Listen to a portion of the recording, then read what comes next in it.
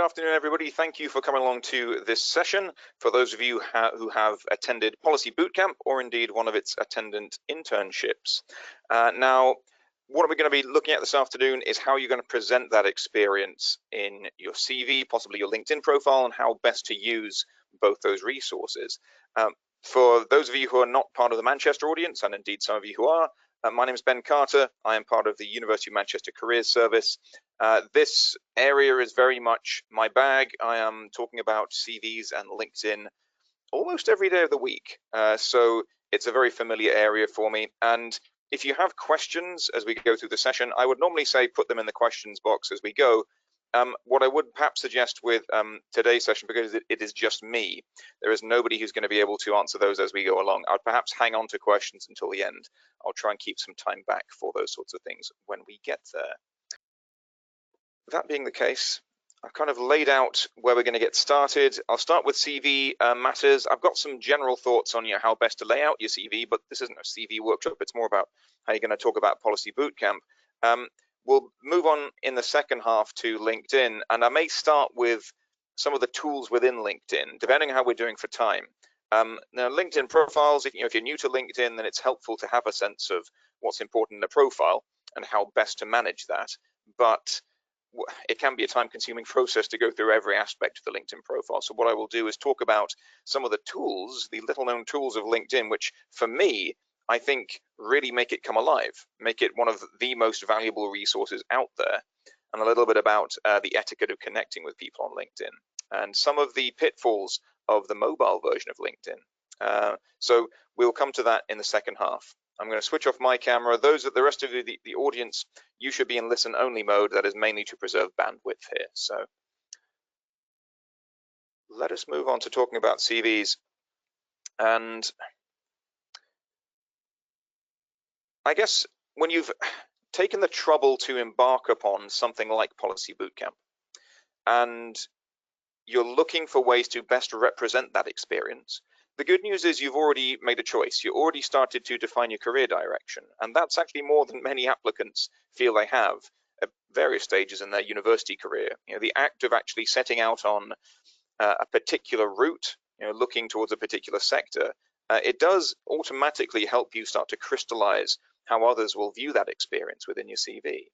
Now, what I'm hoping then is that this will translate into some of the things which you will find through this website. And if you're not already familiar with it, you should have been here when you first applied for Policy Bootcamp. The reason I raise it now is that I think it's a great resource because it now contains various case studies of those who have been through the Policy Bootcamp process. It's a great place to go and look for inspiration. And if you're at all worried about how you discuss your experience of Policy Bootcamp and the internships that come afterwards, then head to these pages and look through some of other people's experiences. And you will also find that many of them are linked through to their LinkedIn profiles from there as well. So if you're looking to expand your network with like-minded people, then this is a doubly useful resource. So I just remind you that this thing is out there. The slides from this session will be made available, so every image you see can be clicked through once you get these slides in order to find the relevant resource. So make full use of that when it comes around. How then are you going to present this? Now, when it comes to that front page of your CV, I assume many of you will be in the position that you've got your education laid out, you've got a sense of what you're getting from your degree. I hope that's the case. But then it's a question of, all right, what next? Now, I think one of the best ways to go about that is to start crafting a relevant experience section. And as I said, the fact that you have embarked upon this particular path means that you automatically have something to put in this section. What I would caution, though, is that as soon as you put in a relevant experience section, in your case for policy-related similar experiences, it does become incumbent on you to make sure it stays relevant, because there is nothing more irritating from the point of view of a recruiter, somebody who's having to look through a lot of CVs, than finding a relevant experience section and finding it irrelevant. When you look at it and say, I don't get it, I'm not sure why you've presented these things to me as relevant experience when I can't really pull that apart. So it does fall to you to make sure that what comes in this section is of interest to the person reading. Now, if you're applying for policy-related internships, then that's fine. You've immediately got that covered because you've got the right keywords there. As soon as you put policy bootcamp in there, then fantastic, you're going to catch somebody's attention. But I'll just reiterate it one more time. When you start to put other things into this section, things which may not be directly related to policy, but you think, well, yeah, that was still useful. I still learned a lot from it. You've then got to make sure whoever's reading it gets that connection as well. And you may decide that you've got other directions you want to go in, and you may decide you've got different CVs that you will write for those directions, in which case put together a different relevant experience section, please, and make sure it is updated. Make sure that you get the right things in that section. Then it will work for you. It will do the job it's supposed to and draw people's eye to it on page one. That is what you're looking for. Something which is going to grab someone's attention, and when they first look at that opening page of your CV, yes, they're going to see your name in big letters. They're going to get a sense of your education from there as they scan through. But then if the bulk of the page hits them with, okay, here's the stuff I have done relevant to your sector, it suddenly helps them to understand, okay, yeah, here's somebody who has bothered to tailor their CV to suit me. And that makes a really big difference, trust me. What else then? So your relevant experience section, the way that you're going to structure these entries within relevant experience doesn't really differ from the way that you do it in the rest of your CV, but it does help to have a sense of, okay, what did I take away from the policy bootcamp experience? And the way you're going to go about that is there's an acronym for this. There's an acronym for many things in careers work, and there was a hand raised. The hand raised is now gone. That acronym is CAR, C-A-R, and it stands for context, actions, and results. And as a way to think about, if you're at all nervous of how you structure entries in your CV, then that acronym is your friend, because it just allows you to lay out the three things which most readers are going to want to get a sense of. Now, Policy Bootcamp as a title, you can get a fair amount of context within that opening line that's already on screen, because you can lay out that it's a 5-week intensive online course, and that automatically tells your reader something. But then what next? Let's look at the things you take away from the experience itself, because it starts out in terms of what sort of experience, what sort of study process are you going through, and bringing in such terms as the fact that it's self-led, the fact that it's a mixture of study seminars and panel sessions. You've got various aspects to your learning process there that you can bring in. Let's move a stage further. You've also then got, what have you picked up along the way? Now, the actions start to come into this now, the A of CAR. And if you start to then bring in the different unique experiences that you've had from Policy Bootcamp, you start to get a sense of, all right, what makes this experience different to other people's? Now, I've gone relatively general when I've done this write-up here, based upon the sorts of experiences you will have had. Now, you can add more detail to this, and I thoroughly recommend that you do, because the things that you found intriguing, the things which you found edifying, the things which you really took away from it as formative experiences, that's what I want you to get across here. And the more specific you can be, the better. I should point out, in terms of format, we're sticking to bullet points here, because you've got a balance to strike. And when you're writing any CV, between the level of detail you can include versus the amount of space it needs to take up. And that you've also got to balance against readability, accessibility, if you like.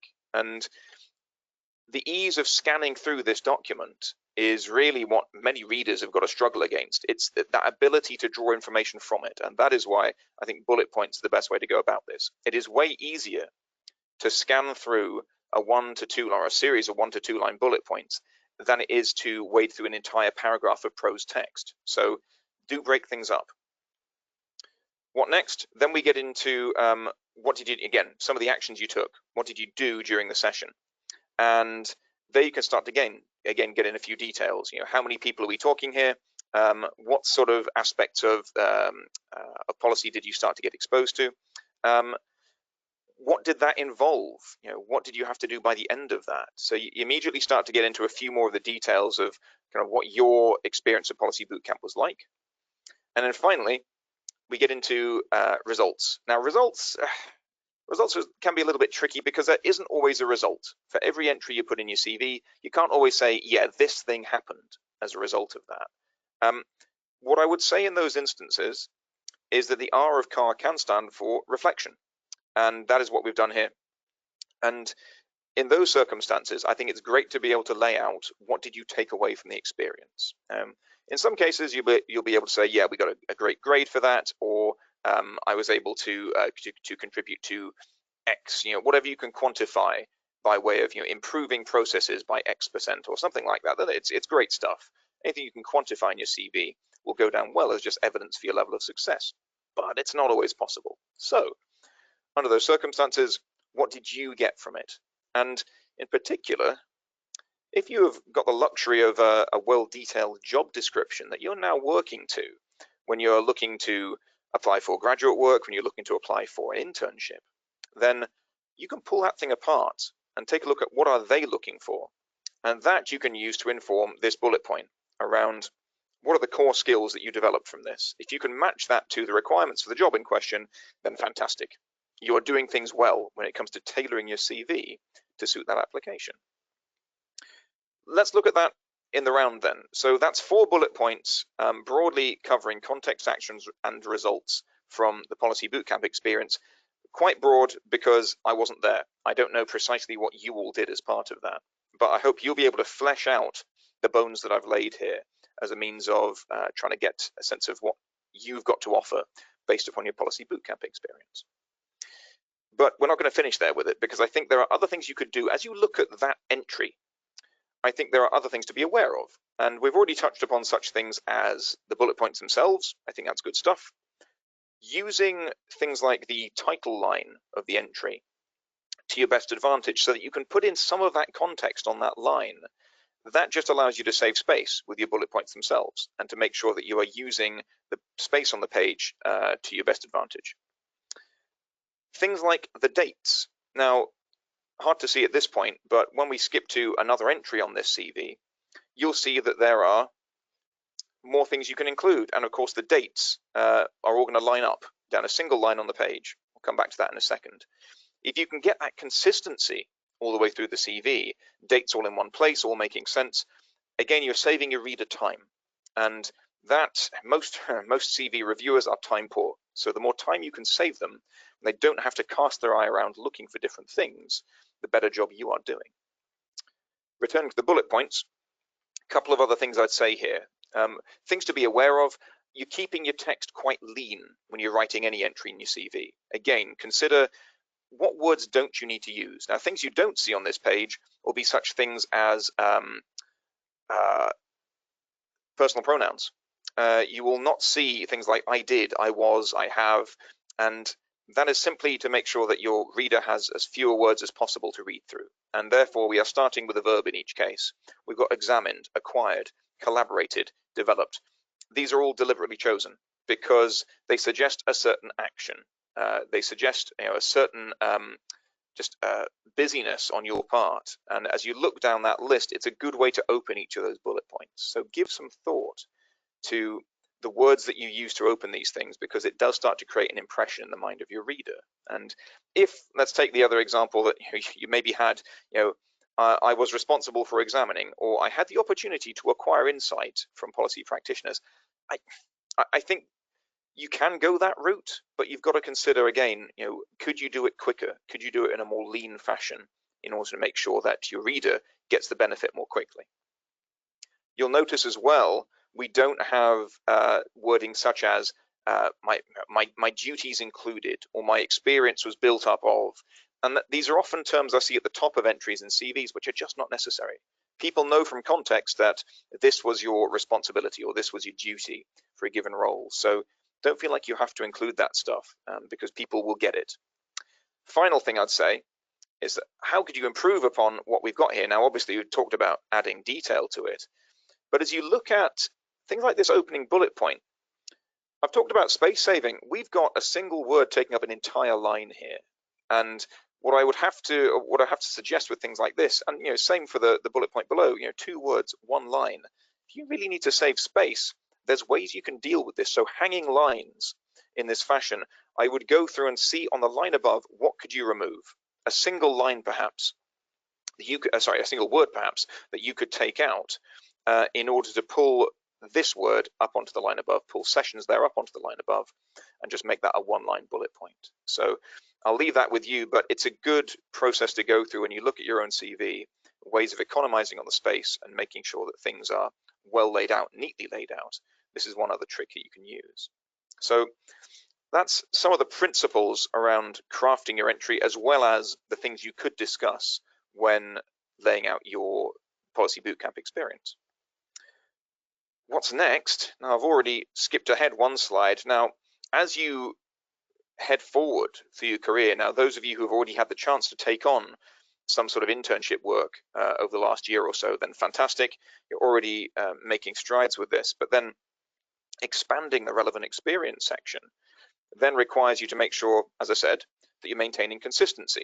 And as long as you keep that opening line, that title line consistent, the dates consistent, it just allows you once again to move on to the good stuff, and your reader can get through, I suppose, the context as quickly as possible.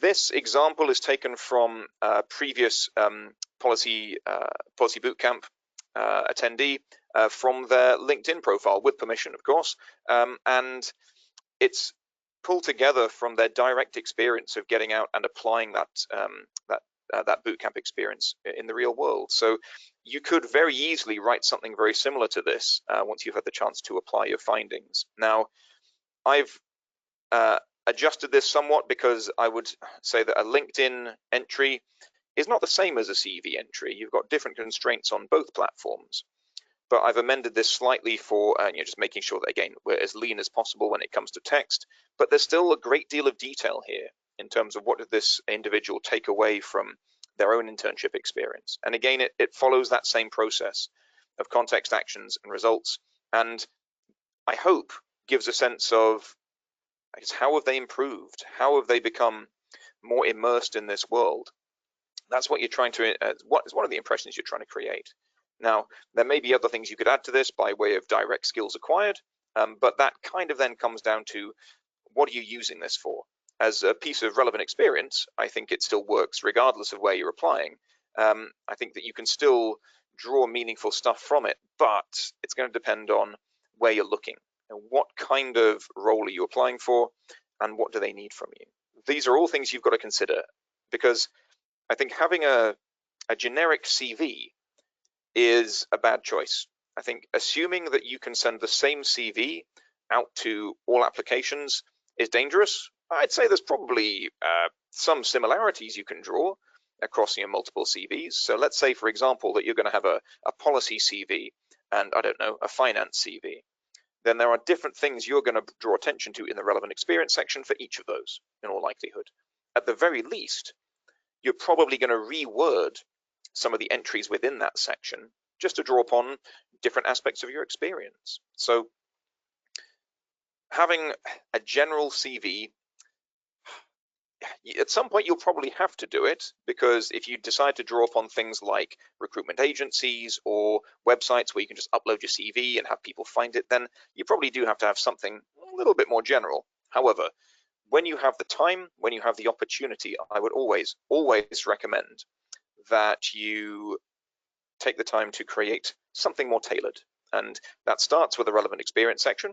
You can retitle that if you wish. If you want to call that policy experience, or go with something even more specific, then again, it's great eye-catching content. But then, as I said, it starts with a relevant experience section, but you can continue on in other ways. There are other means of tailoring, and I've already touched upon some of them. When you've got that job description to work to, and you can pull the things out, the skill keywords from it that are really going to make the difference, then please do that. If you have quite a text-heavy CV, if you feel like it's actually quite hard to pull out individual keywords, then ask yourself, okay, how can I draw attention to them? Is there a form of selective emphasis that you can use within your CV? And I'm thinking here of examples I've seen have been italics, bold, underline, small capitals, possibly even a different font, although I think that's going a little bit far. Ways in which to make certain keywords stand out. If you're looking to just adjust this to the benefit of somebody in a hurry who is scanning through looking for evidence that you've taken on their requirements, then make their requirements the thing that stands out. Have that little bit of selective emphasis in there if you really need to make sure that certain skills are more apparent as somebody goes through. Okay, that's two entries then around both Policy Bootcamp and policy-related internships that you can draw from. And like I said, I think one of the best ways to gain inspiration from this is to talk to those who've already done it. We'll talk about networking in a second, but how did I find some of the material for this? I went on LinkedIn and I found previous Policy Bootcamp attendees and took a look at their CVs, took a look at their LinkedIn profiles, and then asked the relevant people, could I use this stuff for this session? So you don't necessarily have to draw stuff directly from them, but if you want to see how others have presented their experience, then there's a lot of material out there. Okay, some general points then around CVs. What I want you to know, I mean, some of these things I've already mentioned. There's the bullet points. There's the fact that you can target it as much as possible. Accessibility. If there is one word which I want you to use to describe a good CV, it's accessible. Something where it can be managed quickly and the information can be acquired easily. It's also nice and brief. It's one term I found particularly useful when trying to describe this from one employer was an application which is sufficiently short. It does what it needs to in as brief a space as possible. Now, I'd say that for UK-based applications, you've probably got the luxury of 2 pages, but if you can fit it all onto one, then fantastic. That is a hard sell. I think you've got to work quite hard to get all of your experience onto a single page. If you can do it well, it makes for a good CV.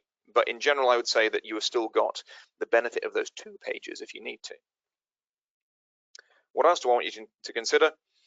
A few things, again, some of which we kind of touched upon.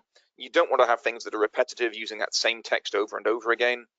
You do not want things which are boring, where you can create a more relevant page, where you can draw people's eye to the right thing more easily. That's fantastic. Please take that trouble.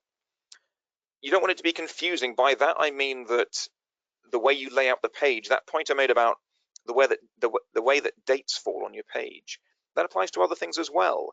It applies to things like the consistency of your headings, the indents on your page. If all of your bullet points line up neatly, this may sound really trivial, but all of these things add up to a sense of your attention to detail when you're laying out your experiences. And if you can create an impression through the way you draft your page of orderliness, again, of detail, of someone who has bothered to take the trouble to make this look good, again, it's a good impression to create. Congrats to anybody who has picked out that the word misspelled here is incorrectly spelled. It takes 2 S's. It is little things like this which can also let you down. And that depends a little bit on to whom you're writing, because I think large organizations are much more stringent about spelling and grammar mistakes when it comes to CVs and applications in general, I should say. It's not like you're going to be sending out a CV in every single application, but everything I've talked about so far in terms of how you draft these things can be good for application forms as well. But yes, the spelling and the grammar, larger organizations, because they receive a great many more applications, they're looking for reasons to cut them down. They're looking for reasons to reject them, at least at the early stages. And depending upon the sheer numbers they're dealing with, a single spelling mistake may be all they need. If it allows them to say, well, compared to the other 5 candidates I've got in front of me, none of them made any spelling mistakes, but you did, then that's actually a valid point. So they'll be looking for reasons to get things out of the running. So please be very, very careful. Smaller organizations may be a little bit more lenient with this because they may recognize that it's not everybody's strength. And then a particularly lenient reader may also be thinking, well, actually, I'm not that good at this stuff myself. So they may allow you a few more checks before you actually get knocked out of the running with something like this. There are, of course, things which are not going to get picked up by spell checkers. And I see loads of these. They are such things as, well, anytime you misspell the term communication skills is always good. I have seen career misspelled as carrier on many occasions. I have seen customer service as costumer service on many an occasion. There's better things as well. I saw somebody talking about having a customer-facing role in a waitering piece of experience, but they spelled it as role as in bread roll rather than their actual working role. So it's little things like this. Probably one of the best ones was somebody who had misspelled communication as combination, And I had to look this up because I didn't actually know what it was. And the commination is the act of swearing divine vengeance on somebody. So this is all perfectly good English. It's just wildly inappropriate. And you're going to need another pair of human eyes to look over these documents. So you're going to be sick of the sight of them. In all likelihood, once you finish writing a CV, you're not going to want to see it again for a while. So get somebody else, me or one of my colleagues, or just a friend to look the thing over, because you're going to need that other pair of eyes. Whew. Enough then on CVs and the like. I'm going to skip on just a quick word to say that if you want to look up more on this, then head to manchester.ac.uk/careers, and the tab there for applications and interviews. You will find breakdowns of all of these sorts of things, including different parts of the application process, cover letters, application forms, LinkedIn, psychometric tests, all that good stuff. But on to LinkedIn then. And for me, I find LinkedIn an untapped resource for many. In fact, when I bring up LinkedIn in like one-to-one career sessions, in lectures, workshops, things like this, the most common response I get is that, yeah, sure, I've got a LinkedIn profile. I've no idea what to do with it. And that's almost the default response when it comes to LinkedIn. Now, you may be doing more with it, and that's great. And I hope I'm still able to introduce you to a few other tips and tricks of LinkedIn. But for those of you who are feeling that, yeah, I made one, somebody suggested that I should, and it just sits there now, I occasionally update it. What I'm hoping is that you've got a few more ideas by the time we're done in the next 15, 20 minutes or so. How best to do that? Well, I'm going to skip to LinkedIn now. So a moment, please, while I just head to a different screen share option. All being well, you are now seeing LinkedIn. And like I said, I'll get in a second to the profile and a few quick tips on how best to update that. But I wanted to introduce you first of all to, in my opinion, one of the best resources on here. And incidentally, if anybody would like to send me a connection request, well, I'll explain the best way to go about that in a second, but you are welcome to do that. One of the things you'll find is that your LinkedIn profile is at its best when you have not a massive network, but if you're connected to a few people like me who are quite well connected themselves, then your network expands enormously at that point. So, my first degree connections become your second degree connections, as LinkedIn terms them. So you then get to see a lot more data through LinkedIn. So if off the back of today's session you want to send me a connection request, that's all good. How are you going to do that? Well, I'm going to use an example here. The example is one Sam Routledge, who is a fictional student here at Manchester. And let us say that you wanted to connect with me, or indeed with Sam, and you land on the profile page. Now, well, first of all, let's just say first of all that you were to search for Sam Routledge. Then you probably first find Sam in a list of search results here. And when you look to connect to somebody, when you want to ask them a favor, when you want to follow their profile, something like this, you might be tempted to just hit connect. This is one of the first times you'll see it as a search result next to a thumbnail image. Now, what I'd actually say is do not do so just yet. Head into the profile first, because if you were to hit connect from the search result page, it will simply fire off the connection request without any recourse, without any interaction from you. Whereas if you do it from here, then you automatically get this prompt to add a note to personalize your invitation. And I recommend you do this every time you send a connection request, because immediately it provides, here's that word again, context. It allows the person receiving this thing to understand, who is this random stranger, in some cases, who is now contacting me? And sometimes you'll need that little bit of introduction, that little reminder. So for example, from today, you might want to add something to say, hi, I attended your session off the back of Policy Bootcamp. Can I connect to your profile, please? That's all you need. And I will happily connect with that. If you send me that little bit of context, I will send you, I'll click yes to that connection request. And that's often all people require, is that little reminder for where you have found their information. And on you go from there. It's the times when you get one of these with zero context, which I think is what encourages many people just to ignore it. It's so easy to ignore them. Whereas if there's that little bit of just what do you want from them, then it just allows them to understand you that little bit better. So that's the first little piece of connection etiquette, is make sure that you're adding that little detail every time you send something out. For the couple of people who've already sent me a connection request, if you didn't add one of these, don't worry, I'm not going to hold it against you, but you might just want to drop me a quick message saying what this was on the back of. What else then? Other things to consider. If you're using the mobile version of LinkedIn, then you've got one extra hurdle, because even if you're in somebody's profile and you hit connect from there, if you're in the mobile version, once again, it'll just send it straight off, no intervention from you. It's just to try and make your life easier, I guess. However, when you're in the mobile version, if you check the menu button in the top right, those three little dots, you should have the option as you click, as you tap on rather, that drop-down menu to personalize your message instead of just a straight connection sent straight off. So look there if you're wanting to go through this process from the mobile app for LinkedIn.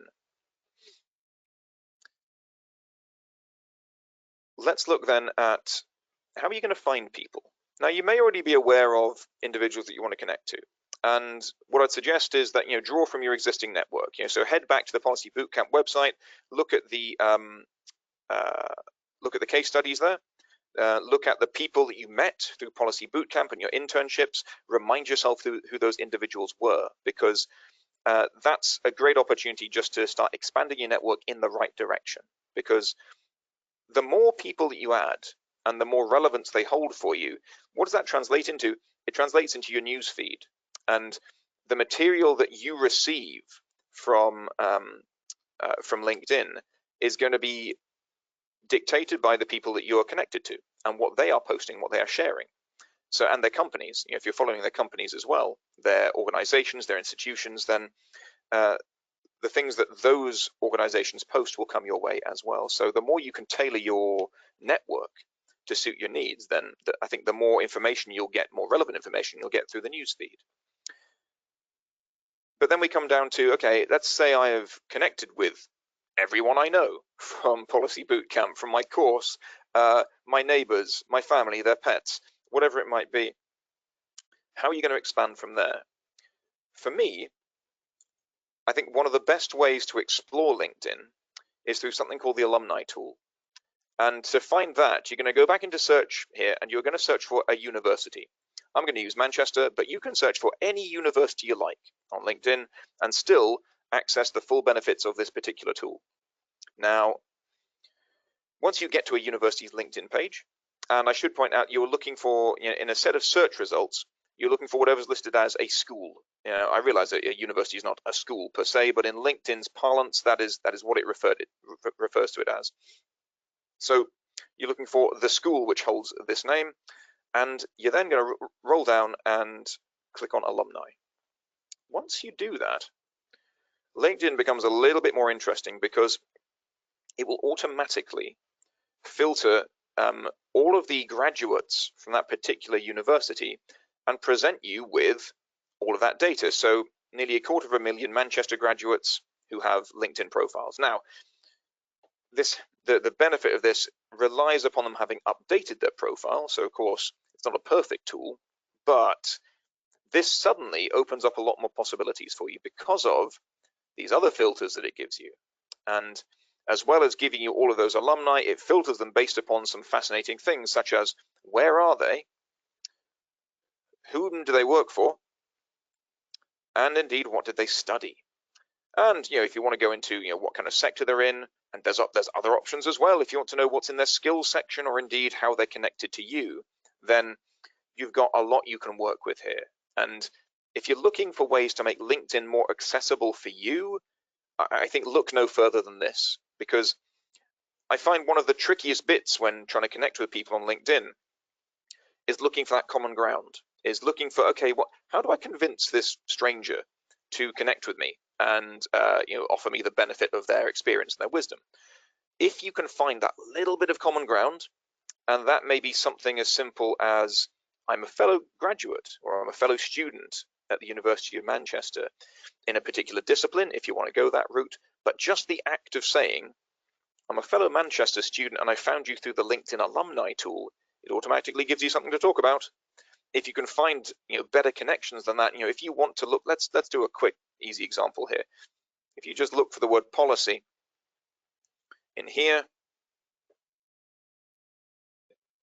then now obviously there's lots of reasons people would have the word policy in their profile, but immediately this this section, this filter here, becomes a lot more interesting. If you're looking for people who are working at the European Commission, for example, different government departments, then you can very, very quickly start to get a much more interesting snapshot of what's out there. And who from this university is employed in different areas. Now, once again, you can look to things like what did they study. If you're looking for people who took politics as a subject, then you've maybe got to look for how does LinkedIn describe that subject. But it immediately just gives you more ways to explore. What I'm not going to do is scroll further down than this, because you will find all of these 25,000 individuals listed underneath the filters here. You'll find them all as thumbnail images down below. I don't really want to share everybody's images here on LinkedIn, so I'm going to stop short of showing you all of that stuff, but that's where you'll find them. And you can then go click on some profiles, go check people's information out, and maybe send some connection requests from there. So there you have it. For me, one of the most fascinating ways to use LinkedIn. And the other thing to consider is that there's different ways in which you can manipulate this. You've got a date filter up here. So if you want to look for people who are maybe graduated more recently, where have they gone to? That's all good stuff. If you've got a particular destination in mind, if you know that there's a particular government department that you're gunning for, then it's possible to put that name in here as well and see if it comes up as an employer listed down here in the where they work section. So you can use that as a search tool. If you're interested in further study, there's another way that you can use this, which is then to look for ways to find particular master's courses, for example. If there's a particular master's course that you're interested in, you're thinking, okay, is this better than the one offered at this other university? Then go to both their alumni tools. Find people who have taken that master's course and ask them, was it useful? So there's a lot of different ways you can use this thing. I think it's a great piece of kit. So then, final few minutes, I will just touch briefly upon things which you can include in your profile. And let's return to Sam here for a second. Two of the quickest, easiest things are things which Sam cannot manipulate because Sam is fictional, and that is the photo itself. And I've seen lots of really bad photos, ones which have more than one person in, ones which have pets in, or food for some reason. And yeah, as long as it's you, as long as it's a good, well-cropped headshot, and people can see that it's you as a real person, not miles in the distance, then that's working well for you. Be wary of having it in black and white. It does look very arty, but in certain parts of the world, that will be taken as a sign that you are no longer alive. So be careful with having a black and white image. The backdrop image as well can say a lot about you. Be careful with what you choose, because depending where it's come from and what resolution is, it may not be quite as impressive once you upload it onto here. So make sure it still looks good. Get somebody else to take a look at it once again. Things like the headline up here. Remember when we had a quick look for Sam? The first thing people are going to see when they find you on LinkedIn is your photo and this headline. Now that you can edit. It will automatically populate it for you when you create your LinkedIn profile, but you can edit that headline to explain where you're at the moment. And that could be, final year politics students seeking policy internships. That's a good, easy one-liner to allow people to know, just even before they click on your profile, what they might find when they get there. This section, the About section, make the first 3 lines of this work hard for you, because that is the first section that people scroll past as they're looking at your profile, and they will only see the first 3 lines unless they click on See More. So make sure that contains, again, what you've got to offer, the sort of things you're looking for. Here we run into some of the issues with LinkedIn, because it's so, while you can update it whenever you wish, it means that it makes it quite hard to make it accessible to every audience under the sun. And if you want to say that you're looking specifically for policy internships, but let's say you're looking for something else as well, you'd be open to other areas, you maybe don't want to tie yourself down too much. You might want to say, I'm looking for opportunities within a few different sectors that you could name there. So you've got to be slightly careful about how you refer to your ambitions within this section. We've got experience next. One of the big limitations of LinkedIn is you get one experience section. You can't create a relevant experience section, as I was saying for the CV. That means you've either got to be very selective about what you put into this section, or use the other sections that LinkedIn provides you with. You've got sections for volunteering, for courses, for causes, for accomplishments, and you can try things out in all of these different places, but it's worth knowing that the things which you want to be known for, the things you really want to get recognized, that's what's going to appear immediately after the About section. So that's the stuff you want to put under experience as a heading. What else? Education. Again, make that work for you. Don't just leave it as a couple of lines. There's plenty more you could say about what you're taking away from your degree. Do populate your skills section. Yes, these three that you list first are going to be the three which LinkedIn shows off, but you can populate this very well, and it makes you more searchable for those who are trawling LinkedIn looking for people with the right skill set. And yes, this does happen. People do get offered work off the back of their LinkedIn profile. So make sure that this section is well fleshed out. You've then got accomplishments. There's a lot of different things you can put in this section, including publications and other things besides, but make sure that you've got what you need in here, but again, consider that LinkedIn only displays a small amount of this from the very start. It will only show those first couple of lines. There's a question there, is humor okay in the headline? Be slightly careful with that. I don't mind myself. However, it's fair to say that many recruiters may feel like, because they are under certain time constraints, they may not feel they've got time for, I guess, filtering out the humorous asides that people want to make in the headline. The headline, as I said, is that usually the first thing that people see about you. So you've got to make sure it strikes the right tone. And with LinkedIn, it's got to be a professional tone. So yeah, do be careful with things like that. Okay, I'm conscious of the time, everybody. So I'm going to flick back to slides for a sec. And in terms of resource, there is once again a section for this on the University of Manchester website. And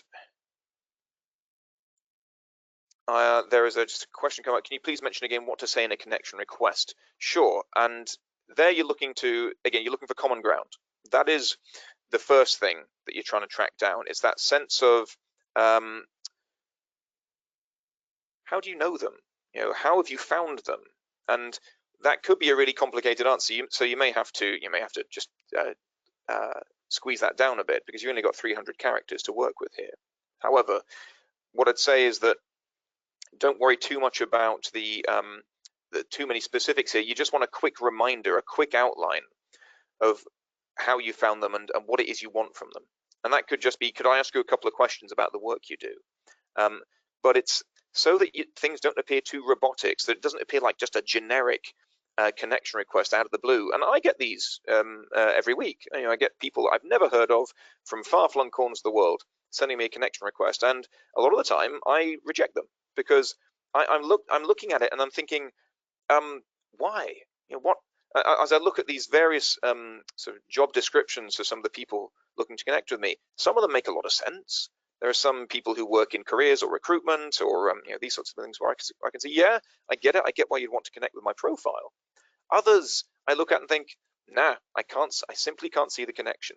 Therefore, not really something I want to do right now. Now, another question there, history of political activism, which may be an asset for some jobs but a liability for others. Should I leave this off my LinkedIn profile? Good question. I would say that there are that there's a balance again that you're looking to strike here. I do not want you to compromise your political ideals for the sake of being,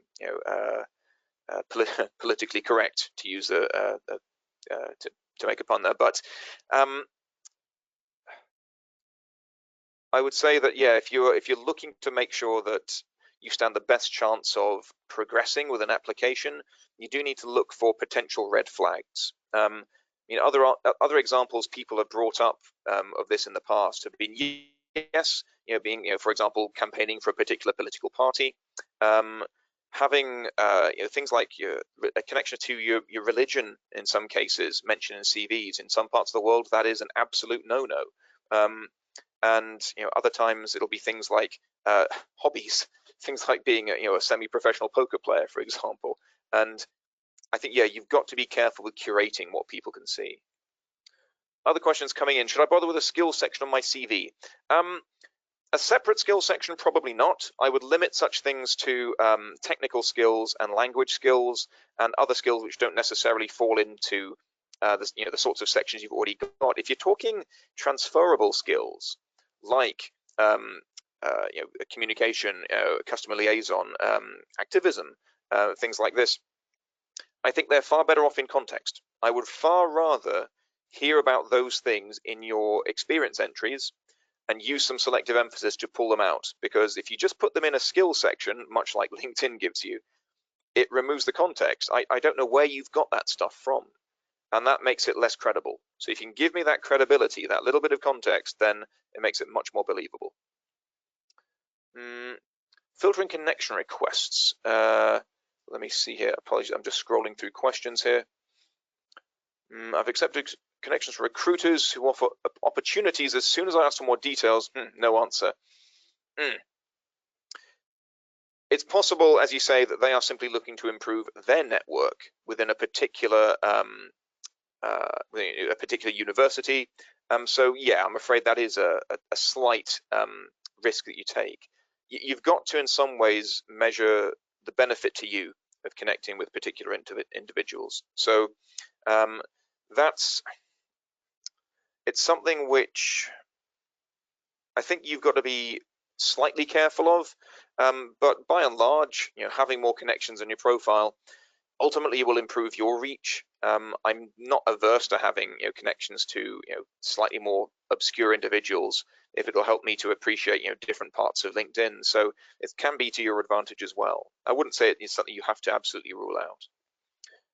There is a question here about our religious activities seen negatively in the UK. Actually, no. I'd say that I suppose I'm thinking, for examples here, where there are countries in the world where you're simply not allowed to practice certain religions, and therefore how you curate that information becomes quite important. And so, by and large, I'd say that no, you should not try to limit your sense of religious freedom on your CV purely based upon the reception you might receive. I think it's a dangerous approach for you, because it sets a precedent that you're then going to censor your CV based upon what others might think of you. Now, I suppose you're doing that every time you tailor your CV, but there are certain aspects of your character, certain aspects of how you want to be seen in life that I don't think you should compromise on. Should I have a section of my CV talking about other interests? Oh, yes. Yes, please.